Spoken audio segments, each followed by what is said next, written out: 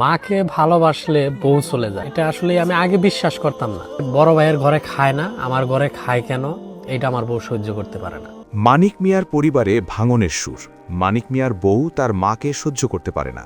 এই এক কথাতেই লুকিয়ে আছে একটা সংসারের ভাঙনের পুরো গল্প। কোটি টাকা খরচ করে বিয়ে করা সেই স্ত্রী আজ আকাশে উঠছে, কারণ সে এখন একজন সেলিব্রিটি, টাকা ইনকাম করে, পরিচিত মুখ। কিন্তু টাকা কি মানুষকে বড় করে, না মনুষ্যত্ব ছোট করে? এই প্রশ্নটাই আজ সামনে। মানিক মিয়া ফেসবুক লাইভে এসে বলে, যে স্ত্রী আমার মায়ের সাথে এক থালায় খেতে পারে না, যে স্ত্রী মাকে বোঝা ভাবে, সে স্ত্রী পাশে থাকার চেয়ে না থাকাই কি ভালো না?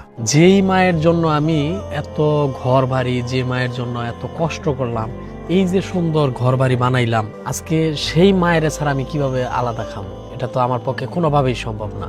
সবচেয়ে কষ্টের জায়গা হলো আমার ছোট একটা মেয়ে। গত 16 দিন ধরে মেয়েটাকে বাড়িতে রেখে চলে গেছে তার মা, একবারও ফিরে তাকায়নি। একটা শিশু কি জানে বাবা মায়ের ঝগড়া কি? সে শুধু জানে মা নেই। আমার বউ আজকে 15 দিন যাবৎ বাড়ি থেকে চলে গেছে, তার বাপের বাড়ি আসতেছে না। সে তার কথা একটাই, মাকে যদি আমাদের সাথে নিয়ে খাও তাহলে আমি তোমার সাথে থাকতে পারবো। মানিক মিয়ার কথা খুব পরিষ্কার, যে মা আমাকে জন্ম দিয়েছে, বড় করেছে, আজ তার জন্যই যদি সংসার ভাঙে, তাহলে সেই সংসার কি আদৌ সংসার?